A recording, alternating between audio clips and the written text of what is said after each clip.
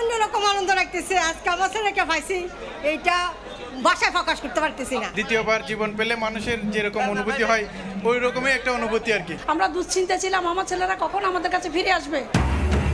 এ যেন নতুন জীবন পাওয়ার আনন্দ। 64 দিন পর স্বজনদের কাছে পেয়ে অশ্রুসিক্ত হাসি জলদস্যু মুক্ত 23 নাবিকের, সবার প্রতি কৃতজ্ঞতা।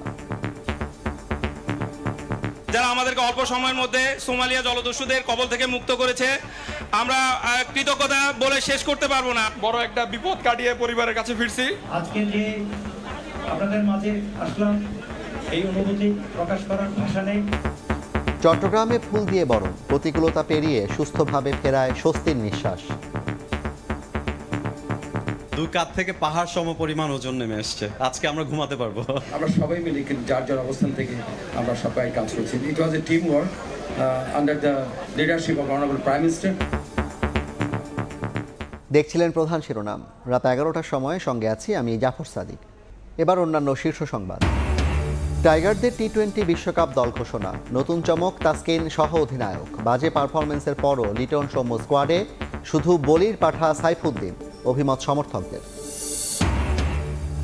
বাংলাদেশের সঙ্গে সম্পর্ক জোরদার করতে ঢাকায় ডোনাল্ড রিলু, কোনো দলের সঙ্গে করবেন না দেখা, মাথা ব্যথা নেই আওয়ামী লীগের। যুক্তরাষ্ট্র নয় জনগণ, এই ভরসা বিএনপির।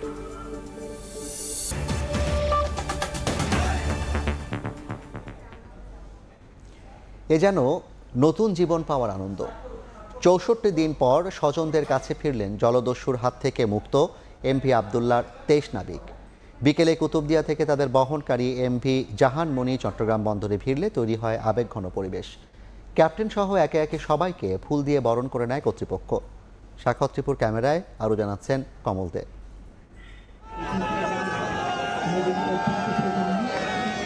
সোমালিয়ান জলদস্যুদের কবলে থাকা বাংলাদেশি মালিকানাধীন জাহাজ এমভি আবদুল্লাহর জিম্মি 23 নাবিক অবশেষে স্বজনদের মাঝে ফিরে গেছেন। 2 মাসের বেশি সময় জীববিদশা এবং সাগরে অবস্থানের পর মঙ্গলবার বিকেলে তাদের বহনকারী লাইটারি জাহাজটি ফেরে এনসিটি 1-এ। সেখানে তাদের বরণ করে নেন চট্টগ্রামের সিটি মেয়র রেজাউল করিম চৌধুরী এবং চট্টগ্রাম বন্দর কর্তৃপক্ষ chairman rear admiral M Sohail. এর আগে এই লাইটারের জাহাজটির অবস্থান ছিল চট্টগ্রাম বন্দরের চার্লি অ্যাঙ্কারেজে। সেখান থেকে চট্টগ্রাম বন্দরের পাইলট কামরুল আলম সেই জাহাজটিকে চালিয়ে এনসিটি 1-এ নিয়ে আসেন।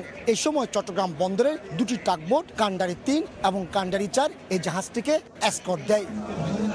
জিম্মি মুক্তিদশা থেকে মুক্তি পাওয়া 23 নাবিককে নায়কোচিত ও বিরোচিত সম্বোধনা দিয়েছে চট্টগ্রাম বন্দর কর্তৃপক্ষ।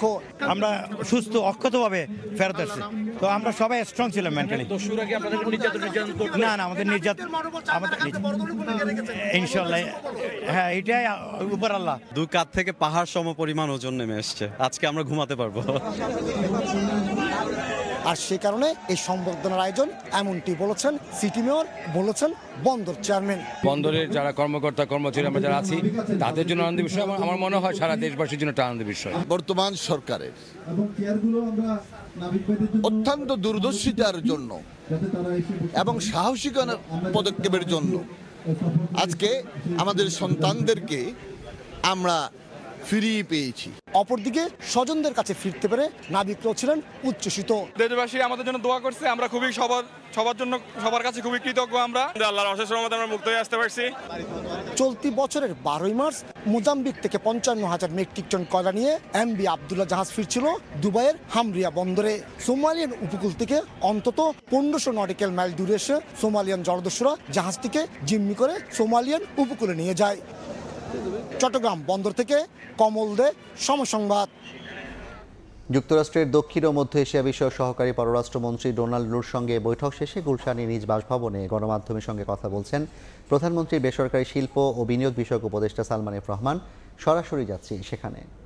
ওটার মাধ্যমে এটা আসবে, তো ওটা শুনে ওনারা খুব খুশি হইলেন, বললেন এখন এটাকে উপরে যদি বিল্ড আপ করে এটাকে আরও মানে তাদের একটা রিজনাল পাওয়ার যদি আমরা বিদ্যুতের আমরা যদি এখানে করতে পারি তাহলে তারা সেটা চাচ্ছিল।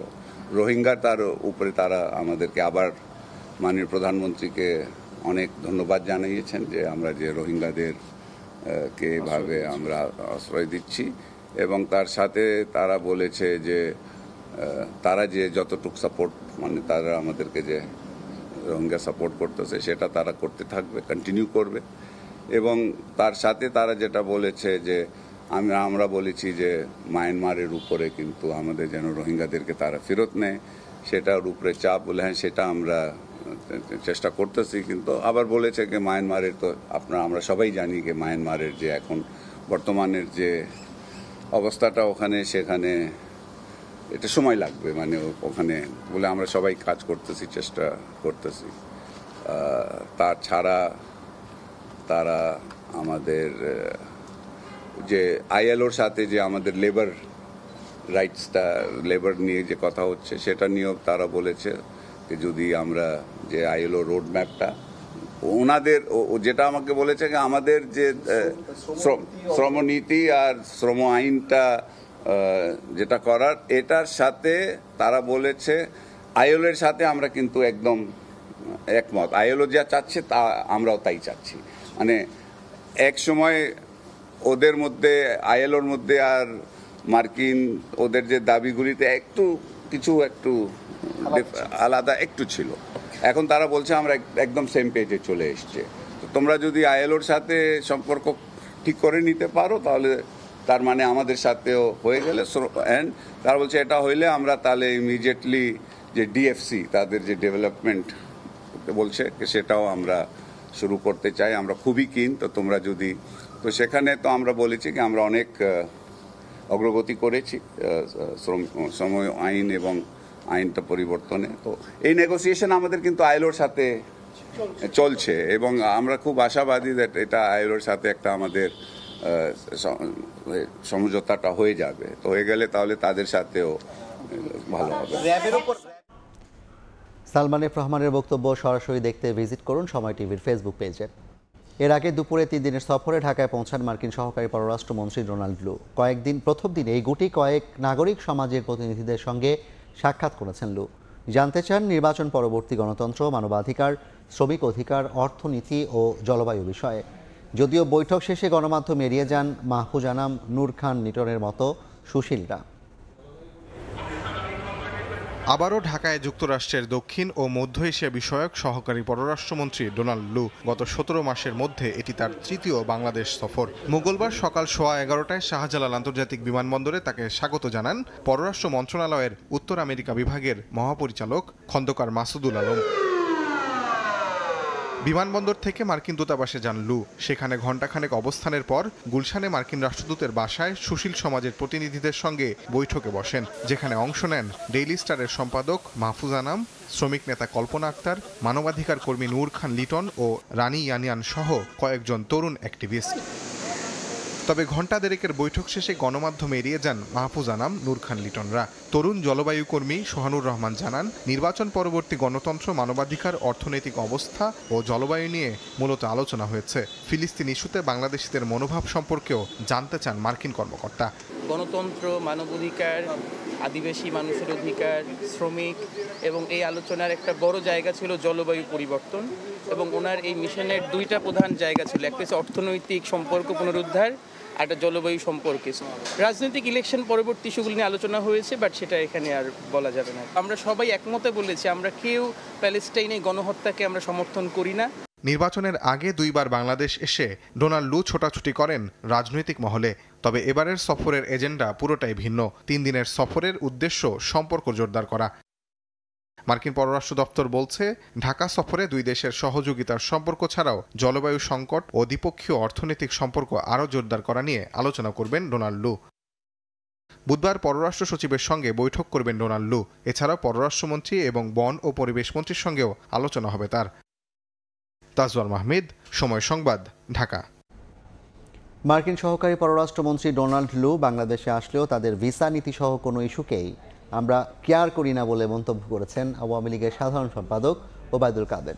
সকালে সচিবালয়ে সাংবাদিকদের কথা বলেন তিনি। বলেন, তাকে সরকার আমন্ত্রণ করেনি, নিজেদের প্রয়োজনে তারা এদেশে এসেছেন। তিনি পররাষ্ট্রমন্ত্রীও একজন সহকারী পররাষ্ট্রমন্ত্রী, তাকে নিয়ে বাংলাদেশে তো মাতামতি করবে, তার প্রয়োজনে সে আসছে, তাদের এজেন্ডা আছে। আমরা কোনো প্রকার স্যাংশন, ভিসা নীতি এগুলো আমরা কেয়ার করি। সম্পর্ক যখন তাকে সম্পর্কের বিভিন্ন বিষয় নিয়ে আলাপ আলোচনা থাকে। তো সেটা তারা করতে আসছে, আমরা দাওয়াত করে কাউকে আনছি। তারা কি করছে না করছে জানি না, তারা উপরে উপরে পাত্তা দেয় না, তলে তলে আবার কি করে সেটা তো বলা মুশকিল। ডোনাল্ডুর ওপর বিএনপির আন্দোলন নির্ভর করছে না বলে মন্তব্য করেছেন বিএনপি মহাসচিব মির্জা ফখরুল ইসলাম আলমগীর। বিকেলে রাজধানীর গুলশানে তিনি কথা বলেন। জনগণ আন্দোলন করে দেশের গণতন্ত্র ফিরিয়ে আনবে বলেও এ সময় মন্তব্য করেন বিএনপি মহাসচিব।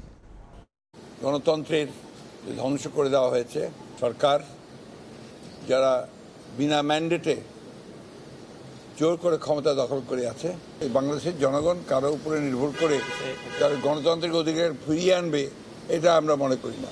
বাংলাদেশের জনগণ সবসময় তার নিজের শক্তিতে, নিজের পায়ের উপর ভর করেই আমরা যে আন্দোলন করছি সম্পূর্ণ জনগণের শক্তিতেই নির্ভর করে আমরা আন্দোলন করছি গণতন্ত্রকে পুনরুদ্ধার করার জন্য। ইকোনমিক জোন কিংবা সরকার নির্ধারিত শিল্পাঞ্চল ছাড়া অন্য কোনো স্থানে শিল্প প্রতিষ্ঠান নির্মাণ করলে বিদ্যুৎ এবং গ্যাস সংযোগ না দেওয়ার সিদ্ধান্ত নিয়েছে সরকার। এমনকি নতুন শিল্প প্রতিষ্ঠানকে ঋণ দেওয়ার আগে সেবা সংস্থার ছাড়পত্র নেওয়া বাধ্যতামূলক উল্লেখ করে সার্কুলার জারি করেছে বাংলাদেশ ব্যাংক। তবে কোনো রকম আলোচনা ছাড়াই এ ধরনের কঠোর সিদ্ধান্ত দেশের শিল্পের বিকাশকে বাধাগ্রস্ত করবে বলে মত ব্যবসায়ীদের। শাখাওয়াত ত্রিপুর ক্যামেরায় কমলদের রিপোর্ট। এমনিতেই দীর্ঘদিন ধরে গ্যাস এবং বিদ্যুৎ সংকটে ভুগছিলেন দেশের শিল্প উদ্যোক্তারা। বছরের পর বছর অপেক্ষা করেও মিলছিল না নতুন শিল্প কারখানায় গ্যাস ও বিদ্যুতের সংযোগ। এর মাঝে ভূমি ও জ্বালানি ব্যবস্থাপনা এবং পরিবেশের উন্নয়নে নতুন গ্যাস এবং বিদ্যুৎ সংযোগের ক্ষেত্রে কঠোর অবস্থান নিয়েছে সরকার। শিল্প কারখানায় ঋণ দেওয়ার ক্ষেত্রে বিদ্যুৎ এবং গ্যাস কর্তৃপক্ষের ছাড়পত্র নেওয়া বাধ্যতামূলক করে 25 এপ্রিল সার্কুলার জারি করেছে বাংলাদেশ ব্যাংক। অবশ্য এর আগে 8 এপ্রিল সব ধরনের তফসিলি ব্যাংকের শীর্ষ কর্মকর্তাদের মাধ্যমে জারি করা বাংলাদেশ ব্যাংকের অপর একটি সার্কুলারে ইকোনমিক জোন বা সরকার নির্ধারিত শিল্প এলাকা ছাড়া অন্য কোনো স্থানে শিল্প প্রতিষ্ঠান নির্মাণ করা হলে বিদ্যুৎ এবং গ্যাস সংযোগ না দেওয়ার নির্দেশনা দেওয়া হয়েছিল।